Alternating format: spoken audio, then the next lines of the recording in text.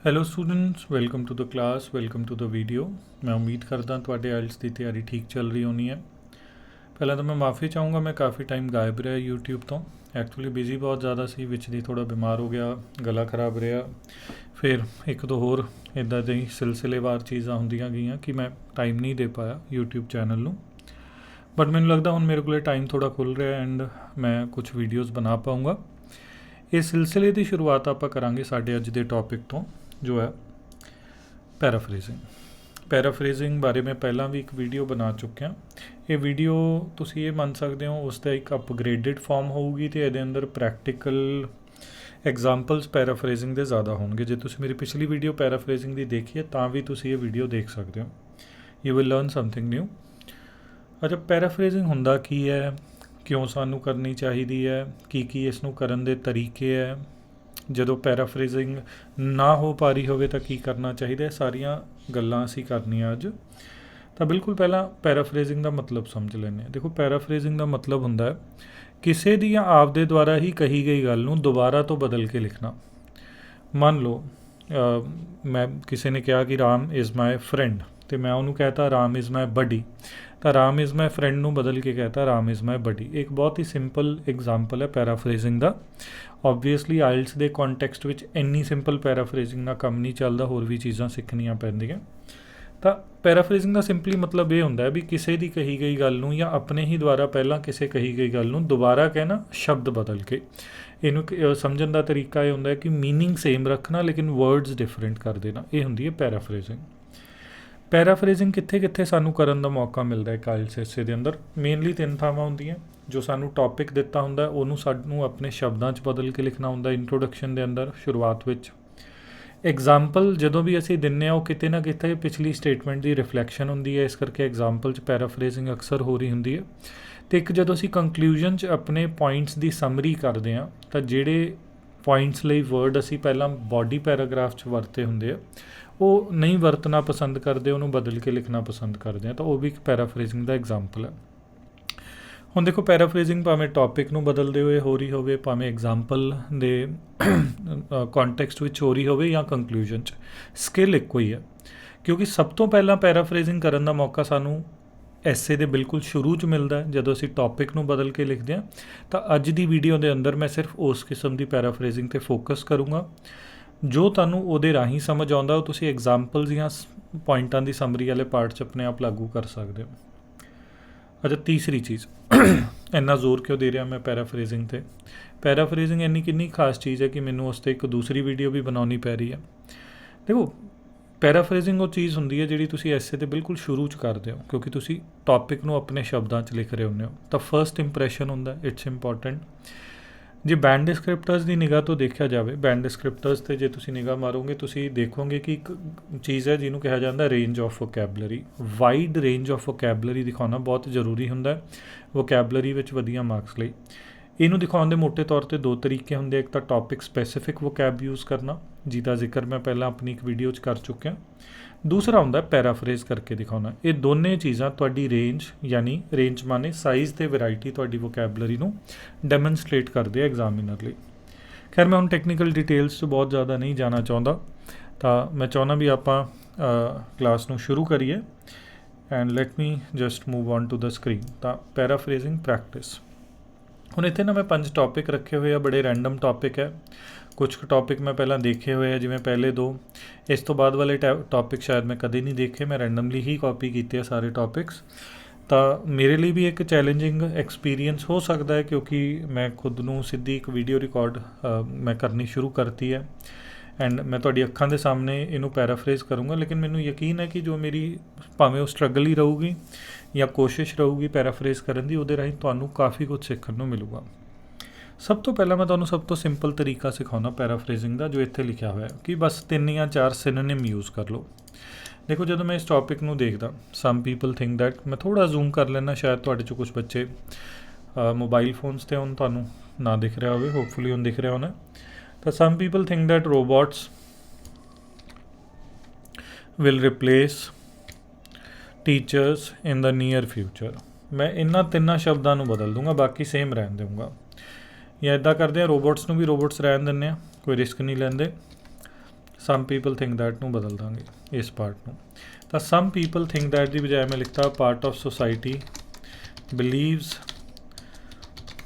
That robots will replace ਦੀ ਥਾਂ 'ਤੇ ਕਰਤਾ take the place of teachers in the near future ਦੀ ਬਜਾਏ ਕਰਤਾ in the coming years।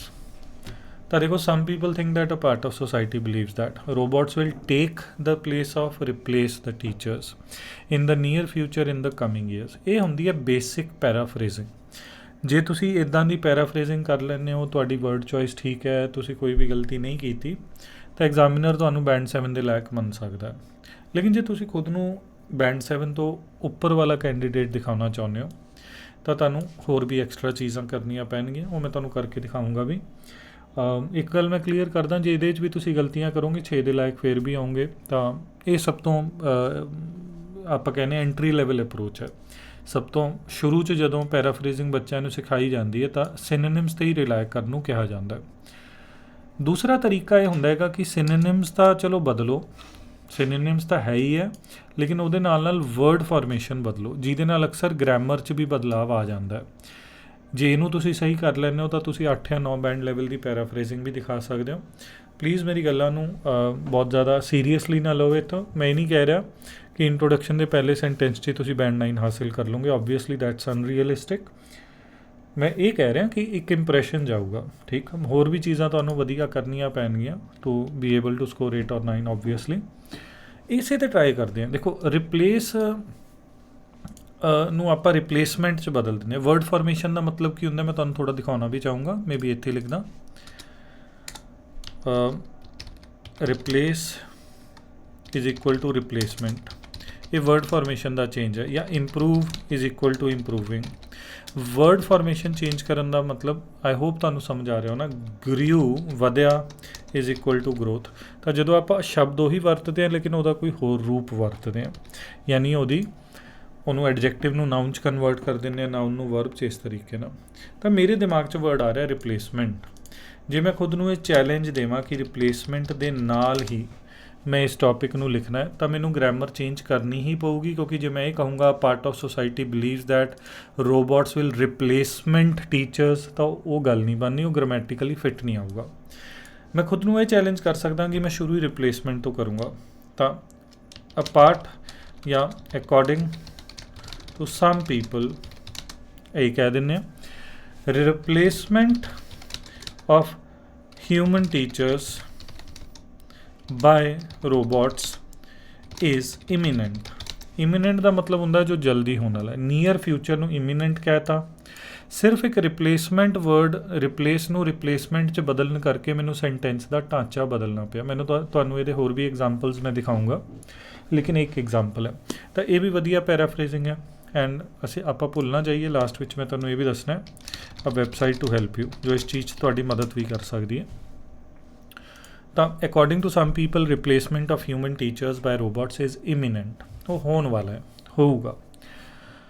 ਅੱਛਾ, ਹੁਣ ਇਹ ਆਪਾਂ ਇਸ ਟੌਪਿਕ ਨੂੰ ਛੱਡ ਦਿੰਦੇ ਹਾਂ। ਜੋ ਗੱਲ ਆਪਾਂ ਹਾਲੇ ਤੱਕ ਸਿੱਖੀ ਆ ਉਸੇ ਨੂੰ ਦੁਬਾਰਾ ਇੰਪਲੀਮੈਂਟ ਕਰਕੇ ਦੇਖਦੇ ਹਾਂ ਨੈਕਸਟ ਟੌਪਿਕ 'ਤੇ। Advertisements that target children should be band. ਆਪਾਂ ਕਹਿ ਸਕਦੇ ਹਾਂ ਸਮ people think that believe that, but ਜ਼ਰੂਰੀ ਵੀ ਨਹੀਂ ਹੈ ਇੱਥੇ। ਤਾਂ ਐਡਵਰਟਾਈਜ਼ਮੈਂਟਸ, ਜੇ ਟੀ ਵੀ ਦੀਆਂ ਐਡਵਰਟਾਈਜ਼ਮੈਂਟਸ ਹੈ ਤਾਂ ਆਪਾਂ ਕਮਰਸ਼ੀਅਲ ਕਹਿ ਸਕਦੇ ਹਾਂ। ਤਾਂ ਮੈਂ ਵੀ ਕਮਰਸ਼ੀਅਲਸ ਕਹਿ ਦਾਂ that are aimed at targeted ਦੀ ਬਜਾਏ ਚਿਲਡਰਨ ਨੂੰ ਚਿਲਡਰਨ ਰਹਿਣ ਦਿਓ, ਜਾਂ ਯੰਗ ਪੀਪਲ ਕਹਿ ਸਕਦੇ ਹੋ। ਸ਼ੁੱਡ ਬੀ ਨੂੰ ਔਟ ਟੂ ਬੀ ਕਿਹਾ ਜਾਂਦਾ ਹੈ। ਬੈਂਡ ਨੂੰ ਆਪਾਂ ਪ੍ਰੋਹਿਬਿਟਡ ਕਹਿ ਦਿੰਦੇ ਹਾਂ। ਤਾਂ ਇਹ ਬਣ ਗਿਆ commercials that are aimed at children ought to be prohibited. ਹੁਣ ਮੈਂ ਤੀਜੀ ਚੀਜ਼ ਦੀ ਗੱਲ ਕਰਨਾ ਚਾਹੂੰਗਾ। ਜਦੋਂ ਆਪਣੇ ਕੋਲ ਸਿਨੋਨਿਮਸ ਹੀ ਹੈ ਨਹੀਂ ਤਾਂ ਕੀ ਕਰੀਏ। ਮੰਨ ਲਓ ਮੇਰੇ ਦਿਮਾਗ 'ਚ ਬੈਨ ਦਾ ਸਮਾਨ ਅਰਥ ਹੀ ਨਹੀਂ ਆ ਰਿਹਾ, ਕੀ ਕਰਾਂ। ਜਦੋਂ ਵੀ ਇੱਦਾਂ ਹੁੰਦਾ when you don't have synonyms, what you have to do is ਤੁਸੀਂ ਉਦੋਂ ਉਲਟ ਸ਼ਬਦ ਸੋਚੋ। ਦੇਖੋ ਬੈਂਡ ਦਾ ਉਲਟਾ ਕੀ ਹੁੰਦਾ, ਅਲਾਉਡ ਹੁੰਦਾ ਹੈ ਨਾ। ਜਾਂ ਤੁਹਾਡੇ ਦਿਮਾਗ 'ਚ ਇੱਕ ਹੋਰ ਵਰਡ ਆ ਸਕਦਾ ਪਰਮਿਟਡ, ਇਹ ਉਲਟਾ ਹੁੰਦਾ ਬੈਂਡ ਦਾ। ਲੇਕਿਨ ਜੇ ਆਪਾਂ ਇਹ ਕਹਿ ਦਈਏ ought not to be allowed, ਜੇ ਤੁਹਾਨੂੰ ਇਹਦਾ ਰਿਸਕ ਹੈ ਕਿ ਮੈਂ ਇੱਥੇ ਗ੍ਰਾਮਰ ਦੀ ਗਲਤੀ ਕਰ ਦੂੰਗਾ, ਉਹ ਸ਼ੁੱਡ ਨੂੰ ਸ਼ੁੱਡ ਰਹਿਣ ਦਿਓ, should not be allowed. Commercials that are aimed at children should not be allowed, should not be permitted. ਕਦੇ ਕਦੇ ਜੇ ਸਾਡੇ ਕੋਈ ਵਰਡ ਦਿਮਾਗ 'ਚ ਉਹਦਾ ਸਮਾਨਾਰਥੀ ਨਹੀਂ ਆ, ਉਸ ਤੋਂ ਉਲਟ ਸ਼ਬਦ ਸੋਚ ਕੇ ਉਹਦਾ ਨੈਗੇਟਿਵ ਬਣਾ ਦਿਓ। Allowed is equal to not allowed. ਇਹਦਾ ਜੇ ਮੈਂ ਤੁਹਾਨੂੰ ਵੈਸੇ ਹੀ ਇੱਕ ਹੋਰ ਐਗਜ਼ਾਮਪਲ ਦੇਵਾਂ ਤਾਂ ਮੰਨ ਲਓ ਇੰਪੋਰਟੈਂਟ ਦਾ ਸਿਨੋਨਿਮ ਦਿਮਾਗ 'ਚ ਨਹੀਂ ਆ ਰਿਹਾ, ਹਾਲਾਂਕਿ ਇੰਪੋਰਟੈਂਟ ਦੇ ਬੜੇ ਸਿਨੋਨਿਮਸ ਹੁੰਦੇ, ਜਸਟ ਐਨ ਐਗਜ਼ਾਮਪਲ। ਤਾਂ ਤੁਸੀਂ ਇੰਪੋਰਟੈਂਟ ਤੋਂ ਉਲਟ ਹੁੰਦਾ ਟ੍ਰੀਵੀਅਲ। ਤੁਸੀਂ ਕਿਸੇ ਚੀਜ਼ ਨੂੰ ਇਹ ਦਿਖਾਉਣ ਲਈ ਕਿ ਇਹ ਕੋਈ ਛੋਟਾ ਮੋਟਾ ਮੁੱਦਾ ਨਹੀਂ ਹੈ, ਨੋ ਟ੍ਰੀਵੀਅਲ ਮੈਟਰ। ਮੰਨ ਲਓ ਲਿਖਣਾ ਸੀ ਪੇਰੈਂਟਿੰਗ ਇਜ਼ ਇੰਪੋਰਟੈਂਟ, ਇਹਨੂੰ ਬਦਲ ਕੇ ਲਿਖਣਾ ਸੀ ਪੇਰੈਂਟਿੰਗ ਇਜ਼ ਨੋ ਟ੍ਰੀਵੀਅਲ ਮੈਟਰ। ਬੜੀ ਜ਼ਰੂਰੀ ਚੀਜ਼ ਹੈ, ਕੋਈ ਛੋਟਾ ਮੋਟਾ ਮੁੱਦਾ ਨਹੀਂ ਹੈਗਾ।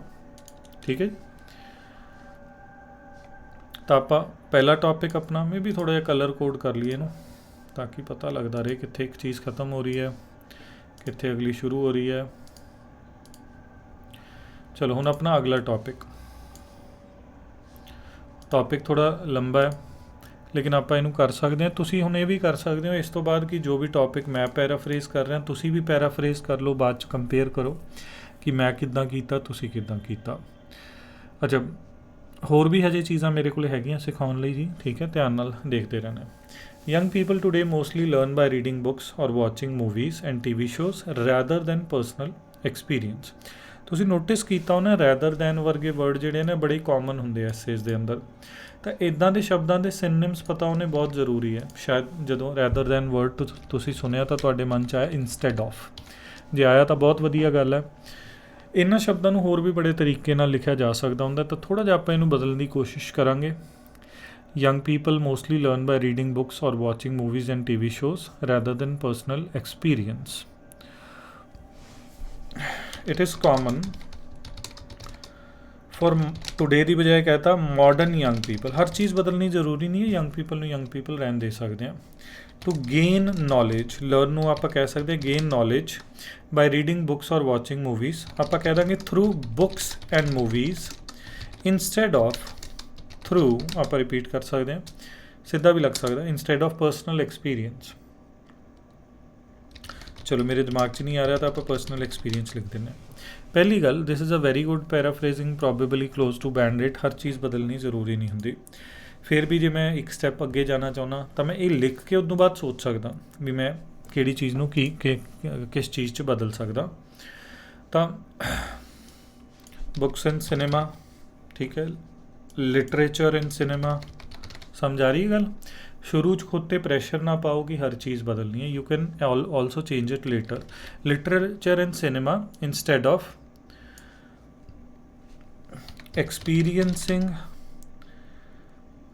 इंस्टेड ऑफ, चलो मैनू नहीं लगता इनू बदलिया जा सकता, घट्टो घट्ट मेरे दिमाग च नहीं आ रहा। तो overall a good paraphrasing. Notice करो किद्दां मैं लाया इट इज़ कॉमन। जदों कोई भी चीज़ 'ਚ लिखा हो ना अजकल इदां हुंदा तो तुसीं ये भी कह सकते हो ना कि इट इज़ कॉमन, आम गल है। कलर कोडिंग करते जाइए जी, ठीक है। हुण मैं फिर तुहानूं बदल के दिखाना। Some people think that it is a good idea for parents to help their children with their homework. अच्छा, हुण आपां एंटोनिम वाला ट्राई करके देख सकते हैं किते कि कोई इत्थे इदां दा वर्ड है जिहदा विपरीतार्थी शब्द कोले होवे, साडे कोले होवे। गुड ते बैड तो बहुत ही सिंपल है, तो I don't think that's going to be a very good idea. Help का उल्टा की हुंदा, हार्म हुंदा, बट नॉट हार्म का फिर सेम मतलब नहीं बनता हैल्प की तरह। चलो वो नहीं मैनूं लगता ट्राई होना, बट वर्ड फॉर्मेशन ट्राई कर लैंदे आ। ठीक, देखो हैल्प साडा वर्ब है, इस तो बनता हैल्पिंग। तो मैं खुद नूं ये चैलेंज दे दा कि मैं हैल्पिंग तो शुरू करना है। शुरू च मैं लाता according to some people helping. इदां ही कीता सी ना आपां पहलां भी, तुहानूं याद होऊगा। अच्छा, माफ़ी चाहूँगा कूड़ा चक्कन वाले आ गए ने, तो स्पीकर काफ़ी उच्ची हुंदा उन्हां दा। जे डिस्टर्बेंस आई तो मैं अनफॉर्चुनेटली दोबारा नहीं रिकॉर्ड कर सकता video, just bad luck. According to some people replacement, उदां ही आपां हुण दोबारा देखते हैं। According to some people helping children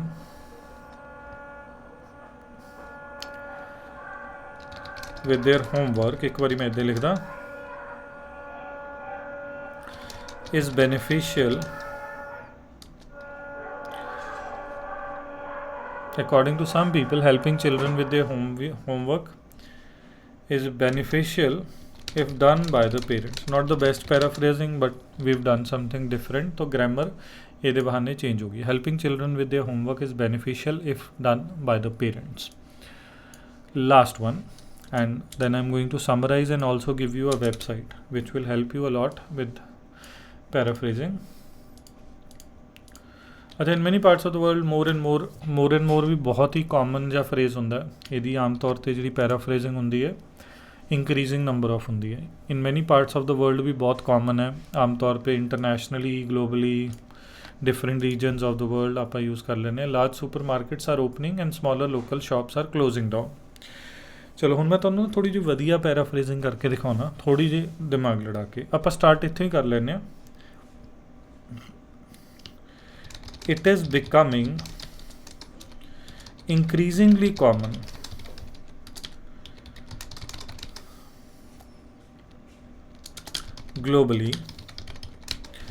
globally ਇਹ ਗੱਲ increasingly common ਹੁੰਦੀ ਜਾ ਰਹੀ ਹੈ। ਦੇਖੋ increasingly is equal to more and more many parts of the world globally ਕੀ ਹੁੰਦਾ ਜਾ ਰਿਹਾ। ਲਾਰਜ ਸੁਪਰ ਮਾਰਕੀਟਸ ਖੁੱਲ ਰਹੀਆਂ, ਸਮੋਲਰ ਸ਼ਾਪਸ ਬੰਦ ਹੋ ਰਹੀਆਂ। ਇਹਨਾਂ ਦਾ ਜਿਹੜਾ ਇੱਕ ਦੂਜੇ ਨਾਲ ਰਿਸ਼ਤਾ ਹੈ ਉਹ ਇਹ ਹੈ ਜਿਹਨੂੰ ਅਸੀਂ ਇਨਵਰਸ ਰਿਲੇਸ਼ਨ ਕਹਿ ਦਿੰਦੇ ਹਾਂ, ਇੱਕ ਦੇ ਵਧਣ ਨਾਲ ਦੂਜੀ ਚੀਜ਼ ਘਟਦੀ ਹੈ। ਇਹਦੇ ਲਈ ਇੱਕ ਬਹੁਤ ਸੁੰਦਰ ਫਰੇਜ਼ ਹੁੰਦਾ English the, at the expense of. ਜਦੋਂ ਇੱਕ ਚੀਜ਼ ਹੋਵੇ ਲੇਕਿਨ ਦੂਜੀ ਚੀਜ਼ ਦੀ ਬਲੀ ਚੜ੍ਹ ਜੇ ਤਾਂ ਆਪਾਂ ਕਹਿੰਦੇ ਹਾਂ expense of. It is becoming increasingly common globally for super markets to open but at the expense of smaller regional shops। at देखो closing down ਦਾ synonym ਹੋ ਗਿਆ at the expense ਕਿ ਇਹਨਾਂ ਦੀ ਬਲੀ ਚੜ ਰਹੀ ਹੈ। ਤਾਂ ਦੇਖੋ ਫਰਕ ਦੇਖੋ। in many parts of the world more and more large supermarkets are opening and small local shops are closing down। It is becoming increasingly common globally for supermarkets to open but at the expense of, in fact ਇਹਦੀ ਵੀ ਜ਼ਰੂਰਤ ਨਹੀਂ, at the expense of smaller regional shops। ਮੈਨੂੰ ਵੈਸੇ regional word ਵੀ ਇੰਨਾ ਵਧੀਆ ਨਹੀਂ ਲੱਗ ਰਿਹਾ ਤਾਂ I would use local shops। ਤਾਂ don't get obsessed with changing every single word। ਹੁਣ ਮੈਂ ਤੁਹਾਨੂੰ ਇਸੇ ਨੂੰ ਹੋਰ ਤਰੀਕੇ ਨਾਲ ਬਦਲ ਕੇ ਦਿਖਾਉਣਾ। ਤਾਂ ਯੂਸਰਪ ਹੁੰਦਾ ਹੜਪ ਜਾਣਾ, ਜਿਵੇਂ ਕੋਈ ਵੱਡੀ ਮੱਛੀ ਆ ਕੇ ਛੋਟੇ ਨੂੰ ਹੜਪ ਜਾਂਦੀ ਹੈ। ਮੈਂ 100% ਸ਼ੋਰ ਨਹੀਂ ਹੈ ਇਸ ਵਰਡ ਬਾਰੇ। Light me just verify on Google. ਤਾਂ ਗਲਤੀ ਕਰਨ ਨਾਲੋਂ ਬੈਟਰ ਹੈ ਆਪਾਂ ਵੈਰੀਫਾਈ ਕਰ ਲਈਏ, ਕੋਈ ਸ਼ਰਮਿੰਦਗੀ ਨਹੀਂ ਹੈ। ਇਹ ਨਹੀਂ, ਇਹ ਤਾਂ ਥੋੜ੍ਹਾ ਜਿਹਾ ਜਿਵੇਂ ਕਿਸੇ ਦੀ ਰਾਈਟਸ ਹੜਪ ਜਾਣਾ ਹੁੰਦਾ। ਤਾਂ ਓਵਰਟੇਕ, ਚਲੋ ਫਿਰ ਆਪਾਂ ਰਿਪਲੇਸ ਜਾਂ ਟੇਕ ਦ ਪਲੇਸ ਜਾਂ ਸਪਲਾਂਟ ਜਾਂ ਸਬਸਟੀਟਿਊਟ ਵਰਗਾ word. In the modern world, ਤਾਂ ਵਰਲਡ ਅੱਜ ਕੱਲ੍ਹ ਦੀ ਦੁਨੀਆ ਵਿੱਚ supermarkets are fast emerging as a replacement for smaller local outlets. Outlet ਵੀ ਸ਼ਾਪ ਹੁੰਦਾ। ਤਾਂ ਮੈਂ ਤੁਹਾਨੂੰ ਇੱਕ ਹੋਰ ਤਰੀਕੇ ਨਾਲ ਬਦਲ ਕੇ ਦਿਖਾਤਾ। Now what I'm going to do is ਹਰ ਟੌਪਿਕ ਨੂੰ ਮੈਂ ਦੋ ਤਰੀਕੇ ਨਾਲ ਬਦਲੂੰਗਾ। ਇਹ ਹੋ ਚੁੱਕਿਆ ਹੈ, ਡਨ ਹੈ। ਲਾਸਟ ਵਾਲਾ ਹੋ ਚੁੱਕਿਆ ਹੈ, ਡਨ ਹੈ। ਇਹ ਵਾਲਾ ਵੀ ਦੋ ਤਰੀਕਿਆਂ ਨਾਲ ਹੋ ਚੁੱਕਿਆ ਹੈ ਕਿਉਂਕਿ ਪ੍ਰੋਹਿਬਿਟਡ ਨੂੰ ਨਾਟ ਪਰਮਿਟਡ ਕਰਤਾ, ਪਰ ਫਿਰ ਵੀ ਮੈਂ ਇੱਕ ਹੋਰ ਤਰੀਕੇ ਨਾਲ ਕਰਦਾ ਕਿਉਂਕਿ ਇਹ ਸਿਰਫ ਆਪਾਂ ਇੱਕ ਵਰਡ ਚੇਂਜ ਕੀਤਾ। ਜੇ ਆਪਾਂ ਸਾਰਾ ਕੁਛ ਹੀ ਪਲਟ ਦਈਏ, ਮੈਂ ਕਹਾਂਗੀ ਮੈਂ ਸਟਾਰਟ ਹੀ ਬੈਨਿੰਗ ਤੋਂ ਕਰਨਾ, ਪ੍ਰੋਹਿਬਿਟ ਤੋਂ ਕਰਨਾ ਤੇ ਉਹਦੀ ਵੀ ਵਰਡ ਫਾਰਮੇਸ਼ਨ ਚੇਂਜ ਕਰਨੀ ਹੈ। Prohibition of children targeted advertisements is demanded by some people। ਕੁਛ ਲੋਕ ਇਹਦੀ ਮੰਗ ਕਰਦੇ ਆ, ਠੀਕ ਹੈ ਜੀ। ਤਾਂ ਤੁਸੀਂ ਨੋਟਿਸ ਕੀਤਾ ਨਾ ਵਰਡ ਫਾਰਮੇਸ਼ਨ ਵਾਲਾ ਤਰੀਕਾ ਬਹੁਤ ਵਧੀਆ ਹੈ if you are a high level student. ਤੁਸੀਂ ਕੀ ਕਰਨਾ ਹੈ, ਬੇਸਿਕਲੀ ਉਹਨੂੰ ਨਾਊਨ ਫਾਰਮ 'ਚ ਚੇਂਜ ਕਰਤਾ ਜਾਂ ਨਾਊਨ ਨੂੰ ਵਰਬ 'ਚ ਚੇਂਜ ਕਰਤਾ ਅਤੇ ਉਹਨੂੰ ਸ਼ੁਰੂ 'ਚ ਲਿਆ ਕੇ ਖੁਦ ਨੂੰ ਫੋਰਸ ਕੀਤਾ ਲਿਖਣ ਲਈ। ਜੇ ਤੁਹਾਡੀ ਗ੍ਰਾਮਰ ਇਸ ਨੂੰ ਸਪੋਰਟ ਕਰਦੀ ਹੈ ਤਾਂ you would be able to get something out of it. ਅਤੇ ਇਹ ਤੋਂ ਬਾਅਦ ਜੇ ਆਪਾਂ ਗੱਲ ਕਰੀਏ, ਇਸ ਨੂੰ ਬਦਲ ਕੇ ਲਿਖਦੇ ਹਾਂ। ਰੀਡਿੰਗ ਬੁੱਕਸ ਕਰ ਰਹੇ ਹਾਂ, ਠੀਕ ਹੈ। ਤਾਂ ਇੰਸਟੈਡ ਆਫ, ਉਲਟੀ ਸਾਈਡ ਤੋਂ ਸਟਾਰਟ ਕਰ ਦਿਓ, ਬਹੁਤ ਵਧੀਆ ਰਹਿੰਦਾ। Instead of relying on personal experience, most modern youngsters gain knowledge, ਜਾਂ ਆਪਾਂ ਨੌਲੇਜ ਤਾਂ ਪਹਿਲਾਂ ਵੀ ਯੂਜ਼ ਕਰ ਚੁੱਕੇ ਹਾਂ। ਅਟੇਨ ਇਨਫੋਰਮੇਸ਼ਨ, ਵੈਸੇ ਅਟੇਨ ਗੋਲ ਬੈਟਰ ਹੁੰਦਾ। ਚਲੋ get information, gain information through literature and cinema. ਤਾਂ ਮੈਂ ਇੱਕ ਹੋਰ ਤਰੀਕੇ ਨਾਲ ਬਦਲਤਾ, ਇਹ ਰਹਿ ਗਿਆ ਲਾਸਟ ਵਾਲਾ। Some people think that it is a good idea for parents to help their children with their homework। ਇਹਨੂੰ ਮੈਂ ਪਹਿਲਾਂ ਹੀ ਉਸ ਤਰੀਕੇ ਨਾਲ ਲਿਖਿਆ ਸੀਗਾ according to some people verb ING word formation ਦਾ change some people see parental help with homework as being beneficial for children ਕੁਛ ਲੋਕ ਪੇਰੈਂਟਲ ਹੈਲਪ ਨੂੰ ਹੋਮਵਰਕ ਨਾਲ ਮੰਨਦੇ ਹੈ ਫਾਇਦੇਮੰਦ ਬੱਚਿਆਂ ਲਈ ਠੀਕ ਆਪਾਂ ਹਰ ਚੀਜ਼ ਨੂੰ ਦੋ ਵਾਰ ਪੈਰਾਫਰੇਜ਼ ਕਰਤਾ ਕੁਝ ਬੇਸਿਕ ਪ੍ਰਿੰਸੀਪਲਸ ਮੈਂ ਤੁਹਾਨੂੰ ਸਮਝਾਤੇ ਤੇ ਹੁਣ ਲਾਸਟ ਵਿੱਚ www.wordtune.com ਤੁਸੀਂ ਇਸ ਵੈਬਸਾਈਟ ਤੇ ਜਾ ਕੇ ਜੇ ਕੋਈ ਵੀ ਟੌਪਿਕ ਉੱਥੇ ਫਿਲ ਕਰੋਗੇ ਉਹਨਾਂ ਦੇ ਬਲੈਂਕ ਬਾਰ 'ਚ ਐਂਡ ਉਸ ਤੋਂ ਬਾਅਦ ਬਟਨ ਕਲਿੱਕ ਕਰੋਗੇ ਤਾਂ ਉਹ ਤੁਹਾਨੂੰ ਅਲੱਗ-ਅਲੱਗ ਤਰੀਕੇ ਨਾਲ ਟੌਪਿਕ ਨੂੰ ਬਦਲ ਕੇ ਦਿਖਾਊਗੀ ਤਾਂ ਇਹ ਉਹ ਵੈਬਸਾਈਟ ਹੈ ਜਿਹਦੇ ਬਾਰੇ ਮੈਂ ਕਿਹਾ which will help you with the paraphrasing ਮੈਂ ਉਮੀਦ ਕਰਦਾ ਅੱਜ ਦੀ ਵੀਡੀਓ ਬਹੁਤ ਜ਼ਿਆਦਾ ਲੰਬੀ ਨਹੀਂ ਸੀ ਇਨਫੋਰਮੇਟਿਵ ਰਹੀ ਹੋਣੀ ਹੈ ਆ ਜਿਹੜੀ ਤੁਹਾਡੀ ਫਾਈਲ ਹੈ ਇਹਦੀ PDF ਵੀ ਮੈਂ ਬਣਾ ਦੂੰਗਾ ਇਸ ਤੋਂ ਬਾਅਦ and I will share this PDF in my Telegram group ਮੇਰਾ ਇੱਕ ਫ੍ਰੀ ਗਰੁੱਪ ਹੈ ਟੈਲੀਗ੍ਰਾਮ ਤੇ ਮੈਂ ਉਹਦਾ ਲਿੰਕ ਵੀਡੀਓ ਦੇ ਡਿਸਕ੍ਰਿਪਸ਼ਨ ਪਹਿਲੇ ਕਮੈਂਟ 'ਚ ਤੇ ਡਿਸਕ੍ਰਿਪਸ਼ਨ 'ਚ ਪੋਸਟ ਕਰ ਦੂੰਗਾ ਤਾਂ ਉਸ 'ਤੇ ਜੇ ਤੁਸੀਂ ਕਲਿੱਕ ਕਰੋਗੇ ਜੇ ਤੁਹਾਡੇ ਕੋਲ ਟੈਲੀਗ੍ਰਾਮ ਐਪ ਇੰਸਟਾਲਡ ਹੈ ਤਾਂ you will be able to get access to the PDF files ਮੈਂ ਗਰੁੱਪ ਵਾਲਿਆਂ ਤੋਂ ਵੀ ਮਾਫੀ ਮੰਗਣਾ ਚਾਹੂੰਗਾ 1-2 ਮਹੀਨੇ ਤੋਂ ਮੈਂ ਟੋਟਲੀ ਇਨਐਕਟਿਵ ਸੀ ਗਰੁੱਪ 'ਚ but still if you want the file better join the group anyways I hope it was a good experience and ਆਪਾਂ ਹੁਣ ਇਸ ਤੋਂ ਬਾਅਦ ਮਿਲਾਂਗੇ ਅਗਲੀ ਵੀਡੀਓ 'ਚ